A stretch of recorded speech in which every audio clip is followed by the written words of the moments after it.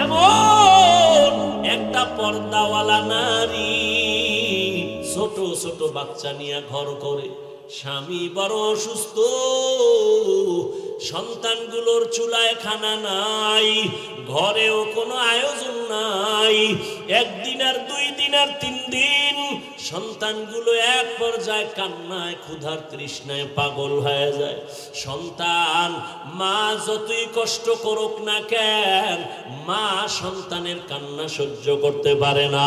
মা বাবায় না খাইয়া সময় কাটায়, সন্তানের না খাওয়াইয়া কাটাইতে পারে না। ও আল্লাহর বান্দারা, এই জীবনে মা বাবার কষ্ট, ওই মা বাবার চোখের পানি আর দোয়া ছাড়া কোনো সন্তান বড় হওয়ার কোনো রাস্তা নাই। কত মা বাবা কত গরিব, কষ্ট করে সন্তানের মানুষ বানাইছে। ও আল্লাহর বান্দারা, ওই আল্লাহর আবেদা বান্দি, ও পর্দার আড়ালের আম্মা জানেরা খেয়াল করেন, ওই আল্লাহর বান্দি এক পর্যায়ে এতটা নিঃস্ব, সন্তানের আর খানাও দিতে পারে না, কামাই রুজিও বন্ধ হয়ে গেল। এক পর্যায়ে সন্তান মাটিতে গড়াগড়ি খায় আর কান্না করে, খানা কেমনে দিবে?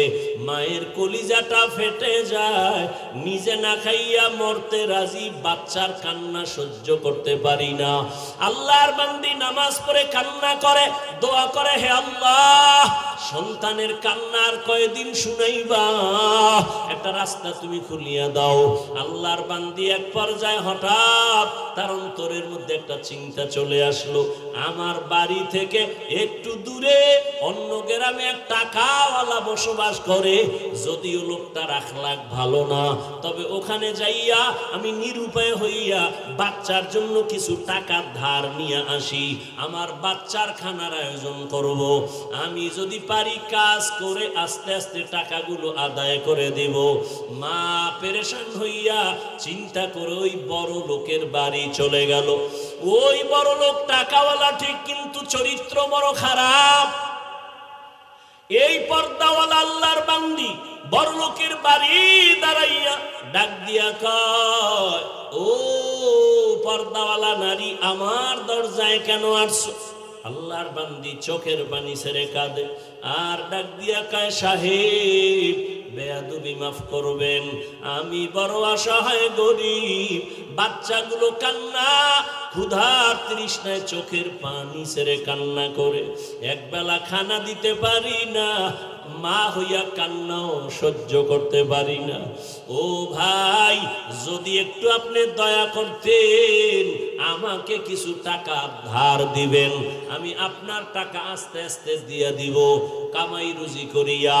আল্লাহর বান্দা ওই যুবক ডাক দিয়া কয়, টাকা দিব, তবে আমাকে টাকা ফেরত দেওয়া লাগবে না, তবে আমার একটা শর্ত যদি মানিয়া নাও, আমি টাকার বান্ডেল দিয়ে দিব। বলে, কি শর্ত? বলে, তুমি যদি আমার থেকে টাকা নাও, 1 রাতের জন্য তোমার দেহ আমাকে দিবা ব্যবহারের জন্য ফ্রি। মহিলা চিন্তায় পড়ে গেল, সন্তানের কান্না সহ্য করা যায় না, কাপড়ের আঁচল দিয়া চোখের পানি মুছে কি করব, সন্তানের কয়দিন আর না খাওয়ায় রাখবো? চিন্তা ভাবনা করিয়া আল্লাহর উপরে ভরসা করিয়া বলে, আমাকে টাকা দাও, আর তুমি যদি চাও আমার দেহটা তুমি উপভোগ করবা, আমি রাজি হয়ে গেলাম। কিন্তু মনে মনে কাঁদে, হে মালিক, তুমি কুদরতের দ্বারা ইজ্জতের হেফাজত করিও। ওই আল্লাহর গোলাম আখলাক চরিত্র নষ্টওয়ালা টাকার মালিক এই কথা শুনে বড় খুশি, টাকার বান্ডিলটা হাতের মধ্যে দিয়া বলে, চলো। তার অন্দর মহলের মধ্যে ঢুকাইয়া একটা রুমের মধ্যে নিয়ে বসাইয়া টাকার বান্ডিল পাশে রাইখা দরওয়াজা জানালা বন্ধ করে দিল। এরে নবীর উম্মত,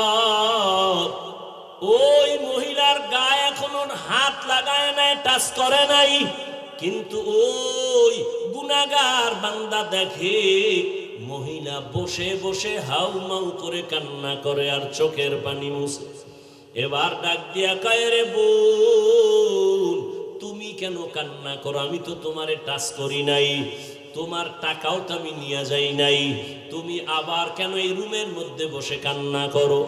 আল্লাহর বান্দি চোখের পানি ছেড়ে কয়, ভাই আমার এই জীবন, আমার বাবা বড় কষ্টের জীবন দিয়ে আমাকে বড় বানাইছেন, আমার জীবনে একটা চরিত্রের কলঙ্কের দাগ নাই। আজ আমি সন্তানের খানার জন্য নিরুপায়, আমি সন্তানের মায়া সহ্য করতে পারি না। একটা মা সন্তানের দূরে রেখে যত ভালো খানা ঘরে তৈরি হয় মা কখনো মুখে দেয় না, সন্তানের চিন্তায় বড় ব্যস্ত। আমি মা ভালো খাবো না জানি সন্তান কত কষ্টে জীবন কাটায়। মা ডাক দিয়া কয়, রে ভাই তুমি আমার শরীরের মধ্যে টাচ করো নাই, আমার জীবনে আমাকে কোনো বেগানা টাচ করে নাই। আজ আমার কপাল এত খারাপ, আমার সন্তানের খানা ক্ষুধার তৃষ্ণা আমি বাধ্য হইয়া তোমার সামনে আসি। তোমাকে দেখি তুমি দরওয়াজা জানালা বন্ধ করেছো, কিন্তু আমি তো ভয় পাই আমার মালিক দুনিয়ার কেউ দেখবে না, তবে আমার আল্লাহর দেখার দরজা কেমনে বন্ধ করবা? আমার আল্লাহ তো কোরআনে ওয়াদা করেছেন, ফাইনামা তুআল্লু ফাসাম্মা ওয়াজহুল্লাহ। ওরে বান্দা তুই কই দৌড়াইতেছো? যেদিকেই যাবি সেদিকেই আমি আল্লাহ হাজির। ওয়া হুয়া মাআকুম আইনামা কুনতুম। আমার আল্লাহকে ফাঁকি দেওয়ার কোনো উপায় নাই। ওরে আজ আমার জীবনে কেউ আমার শরীর টাচ করে নাই, গুনার আসর লাগে নাই। আজ আমার কপাল কেন এত খারাপ? সন্তানের অভাবে পড়িয়া আজ আমি একটা জিনার জন্য রুমের মধ্যে আটকায়া গেলাম। আমার মাওলা কি আমার ইজ্জত রক্ষা করবেন না? মহিলার কান্না এত বিভোর, রহমতের নবী হাদিসে ঘটনা উল্লেখ করেছেন। ওই মহিলার কান্না ওই বড় জিনাকারের অন্তরের মধ্যে দাগ কেটে গেল। ওই জিনাকার একটা চিৎকার দিয়া কয়, ও আল্লাহর বান্দি, তোমার জীবনে কেউ টাচ করে নাই, এমন জায়গায় তুমি আছো এখনো আমি টাচ করি নাই, মাত্র আমি একা। তোমার শরীরে একজন ব্যক্তি টাচ করার জন্য রুমে ঢুকাইলাম। এই একজনের কারণেই যদি তুমি আল্লাহর আযাবের ভয় পাও, তো আমি বান্দা তো জীবনে একটা না দুইটা না কত শত শত জিনা করেছি। আমার এই চোখ দিয়ে কত জিনা করেছি, জবান দিয়ে জিনা করেছি। মনে হয় যেন আমার পশমের গোড়ায় গোড়ায় গুনার আগুন লাগানো। এই জীবনে কত অন্যায়, কত অন্যায়, এই জীবনে কত বেগানার সাথে কথা বলেছি। আমি একজন আর দুইজন না কত শত গুনাহ করেছি, জিনার শিকার করেছি। ওরে তুমি যদি এক জায়গায় আইসা এখনই কান্না করো আল্লাহর ভয়, আমার তো গলায় রশি লাগাইয়া কান্না করা দরকার। ও আমার কলিজার যুবক, ওরে ওই আল্লাহর বান্দি যদি এত ভয় কান্না করে, আর ওই যুবক যদি তওবার জন্য তৈরি হইয়া যায়, ওর এই যুবক কান্না কইরা বলে, ও বোন টাকার বান্ডিল নিয়ে যাও, আর আমাকে দেওয়া লাগবে না, আমি তোমার শরীরে আর কাজ করব না, তুমি তোমার চরিত্র সতীত্ব নিয়ে তুমি যাও, সন্তানের মুখে গিয়া খানা দাও, আমি আর তোমার শরীরে হাত লাগাবো না। তবে তোমার মনে হইল তুমি আল্লাহর পেয়ারা বান্দি, আমার মনে হইল তুমি বড় আবেদা, বড় সালেহা, বড় ইবাদত করনেওয়ালা, তুমি বোধহয় তাহাজ্জুদ পড়ো, বলে হ্যাঁ। তুমি বোধহয় পর্দা করো, বলে হ্যাঁ। কয় আমি গুনাহগারের জন্য একটু দোয়া করিও। ওরে তুমি যদি আমার মাওলার জাহান্নামের আযাবের ভয় যদি তুমি কান্না করো, জানি না ওই জাহান্নাম জানি কত ভয়ঙ্কর, আল্লাহর আদালত না জানি কত ভয়ঙ্কর। মহিলা বলে হ্যাঁ, আল্লাহর আযাব বড় ভয়ঙ্কর। কিয়ামতের ময়দানে আমার আল্লাহ সেদিন রাগ নিয়ে আওয়াজ দিবেন, লিমানিল মুলকুল ইয়াউম লিল্লাহিল ওয়াহিদিল কাহ্হার।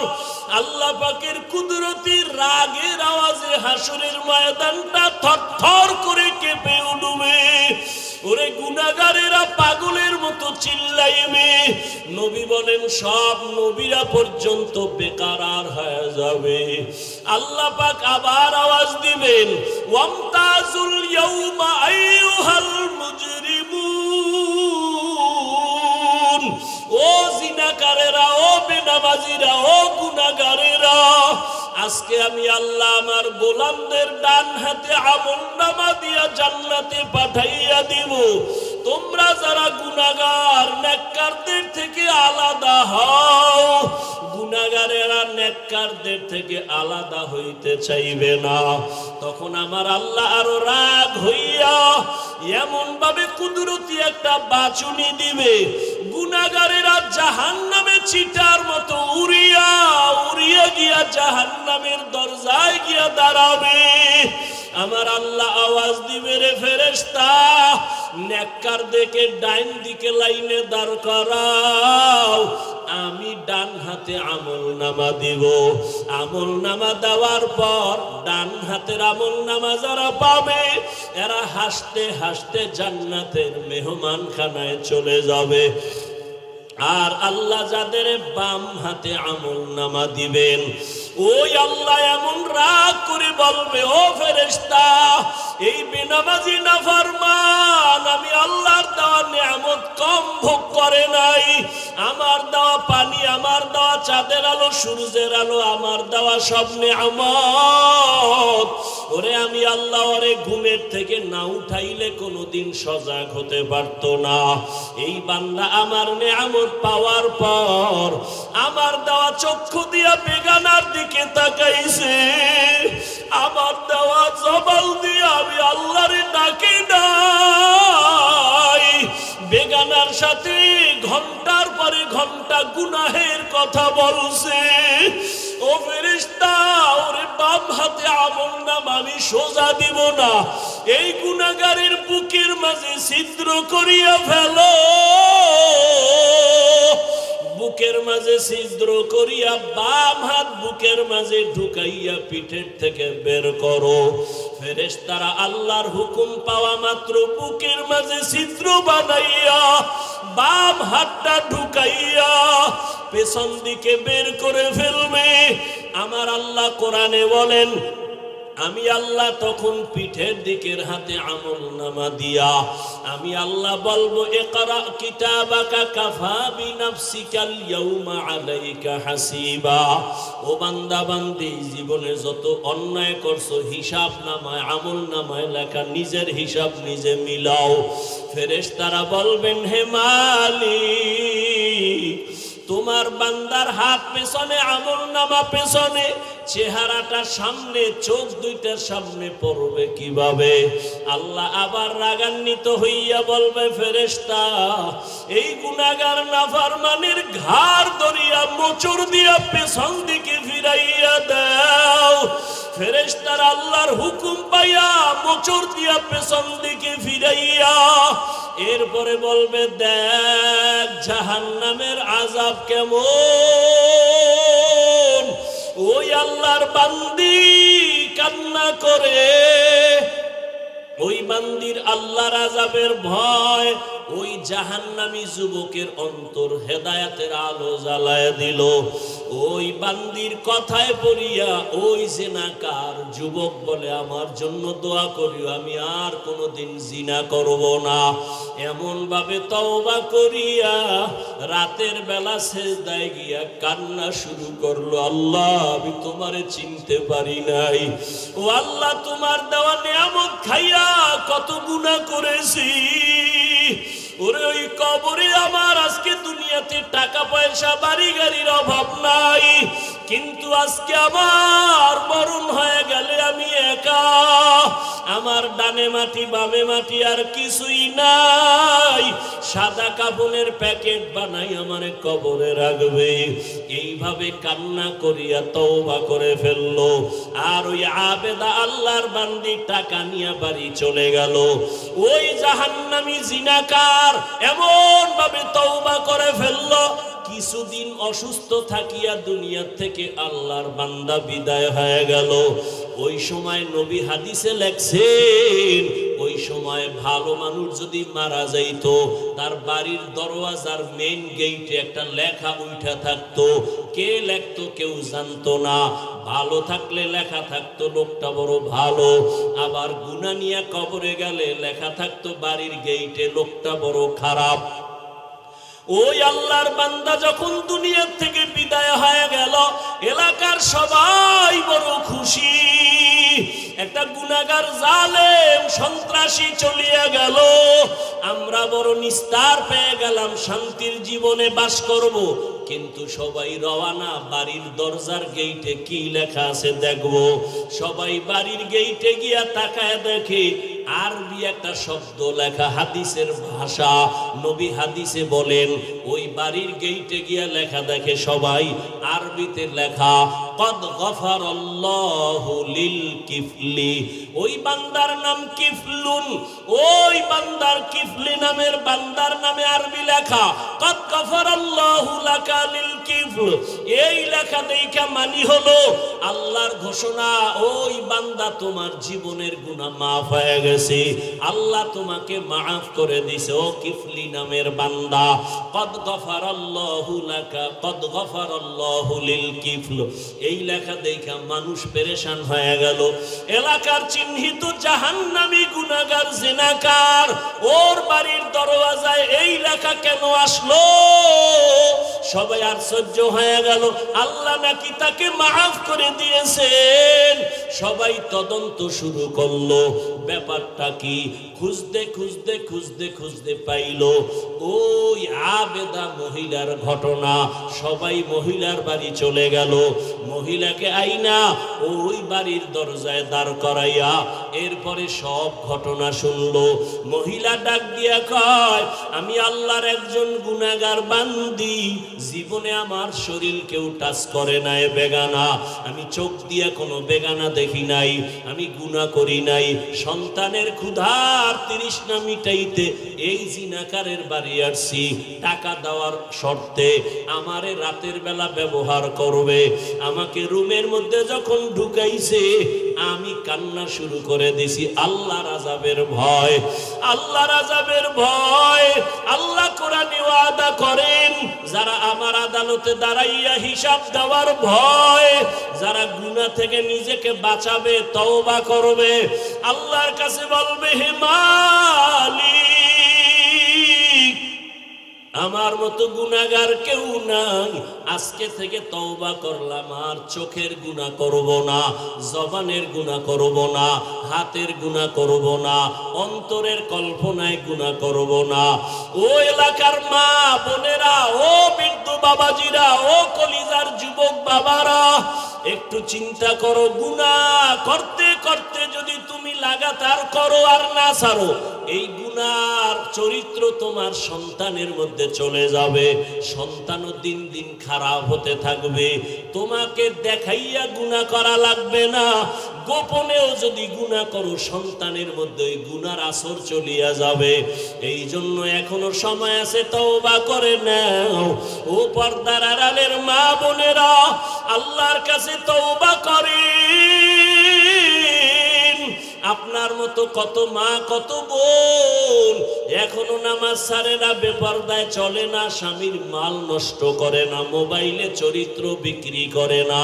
ও বাবাজিরা, ও যুবক বাবারা, এখনো কি তওবা করবা না? আল্লাহর আযাবের ভয়, হিসাব দেওয়ার ভয়। জীবনে তো গুনাহ কম করো নাই, গুনার খবর আমার মা বাবা আপনজন কেউ জানে না। আল্লাহ জানিয়াও রাগ করে সম্মানের জায়গা থেকে ফালাইয়া দেয় নাই।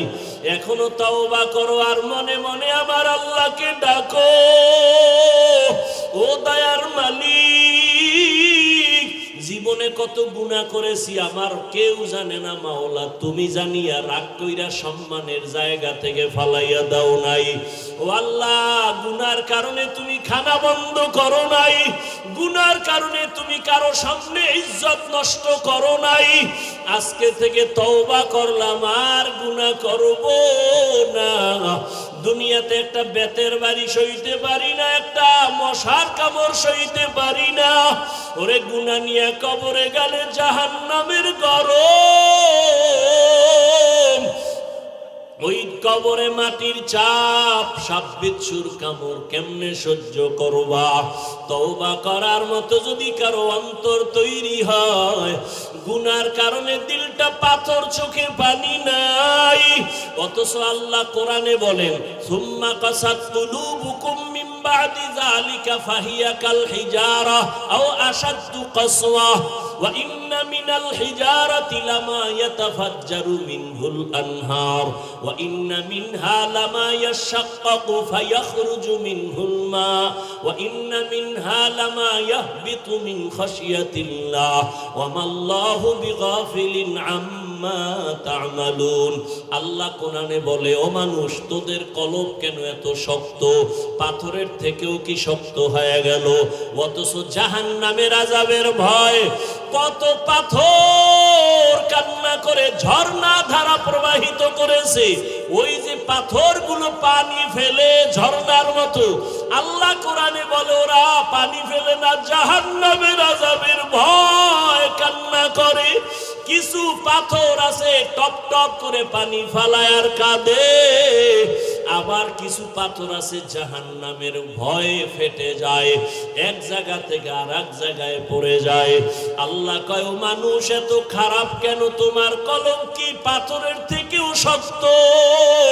পাথর যদি জাহান্নামের ভয় কান্না করে, তোমার চোখে কেন পানি আসবে না? ও আল্লাহর বান্দারা, 2 ফোঁটা চোখের পানি পাঠাও। ওই মা বাবার জন্য 2 ফোঁটা চোখের পানি ফেলো। গুনার কথা স্মরণ করে কান্না করো। কান্না যদি না আসে, যাদের চোখে পানি তাদের থেকে দোয়া নাও। আল্লাহর কাছে বলতে থাকো, হে মালিক, জীবনে শয়তানের ধোকায় পড়ে কত নামাজ ছাড়লাম, দাড়ি কাটলাম, বেপরদায় চললাম, মা বাবার সাথে বেয়াদবি করলাম, ভাইয়ের সাথে, ভাইয়ের সাথে, বোনের সাথে, মুরব্বীদের সাথে, ওলামায়ে কেরামের সাথে, শিক্ষকের সাথে। আজকে থেকে তওবা করে নিলাম, আল্লাহ, জীবনে আর কোনোদিন মা বাবার সাথে বেয়াদবি করব না, ওস্তাদের সাথে, শিক্ষকের সাথে, ওলামায়ে কেরামের বিরোধিতা করে গুনাহগার হব না। মা বাবার দোয়া নিয়া, মুরব্বীদের দোয়া নিয়া, বড়দের দোয়া নিয়া আর গুনাহ থেকে ফিরে থাকবো। আর কোনোদিন দাড়ি কাটবো না, নামাজ ছাড়বো না, বেপরদায় চলবো না। আল্লাহর কাছে 2 ফোঁটা চোখের পানি ছেড়ে দাও। ওরে কান্না যদি না আসে, ডানে বামে তাকায় দেখো কার চোখে পানি। ওরে জাহান্নামের ভয় যদি আপনার আমার নবীও কাঁদেন, জাহান্নামের ভয়, আল্লাহর আদালতে দাঁড়াইয়া হিসাব দেওয়ার ভয় আবু বকর যদি কাঁদেন, ওমরের মতো জান্নাতি বান্দা যদি কাঁদেন, আপনার কপাল কেন এত খারাপ? চোখে পানি আসে না?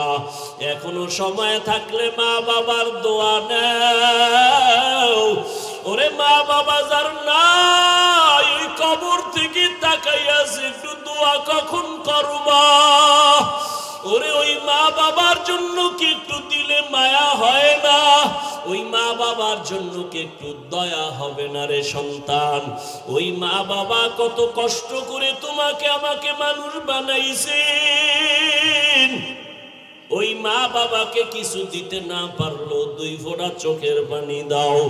ও আল্লাহ, তাকাইয়া দেখেন এই ময়দানে আপনার কোন গোলামেরা আপনার মোহাব্বত পাওয়ার জন্য কান্না করে। আয় আল্লাহ, এই শীতের মধ্যে কেউ টাকার জন্য কাঁদে না, বাড়ির জন্য কাঁদে না। আয় আল্লাহ, সবাই জাহান্নাম থেকে মুক্তি চায়। আয় আল্লাহ, শয়তানের ধোঁকায় গুনাহ করিয়া কাঁদে, আর গুনাহ করবে না। আয় আল্লাহ, আমাদের মাফ করে দেন। খাঁটি তওবাওয়ালা জিন্দেগি আমাদের দান করেন। গুনাহের প্রতি ঘৃণা জমায়া দেন। আয় আল্লাহ, গুনাহের প্রতি ঘৃণা জমায়া দেন। নবীজির সুন্নাতওয়ালা জিন্দেগি আমাদের দান করেন। আমিন। আলহামদুলিল্লাহি রাব্বিল আলামিন। والصلاة والسلام على سيد الأنبياء والمرسلين وعلى آله وأصحابه أجمعين يا أرحم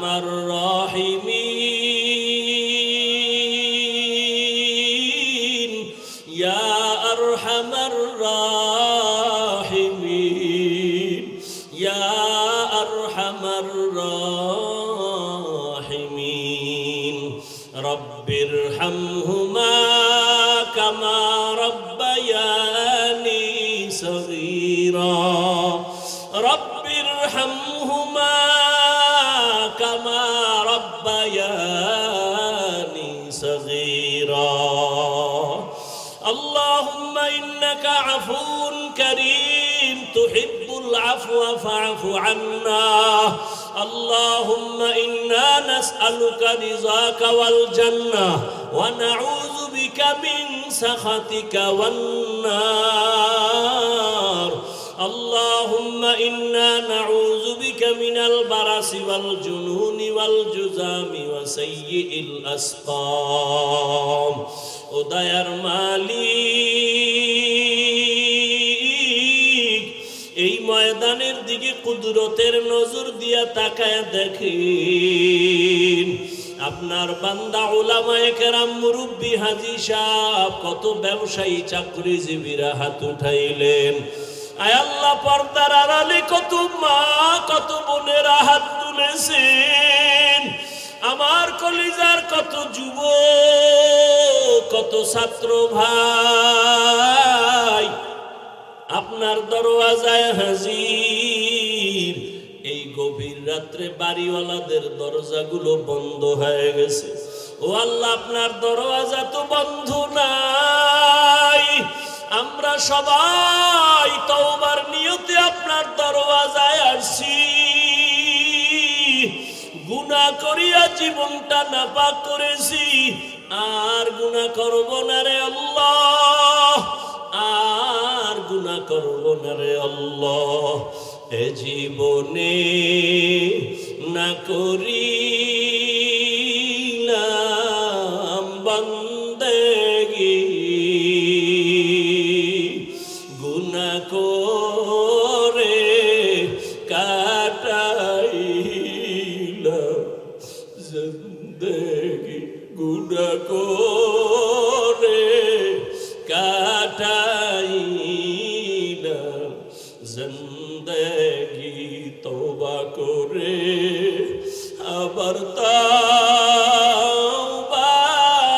ভাঙ্গি না তওবা করে আবার তওবা ভাঙ্গি না অবশেষে খাঁটি তওবা করিলাম সকলেরই দরজা হইতে ফিরিয়া আপনারও দ্বার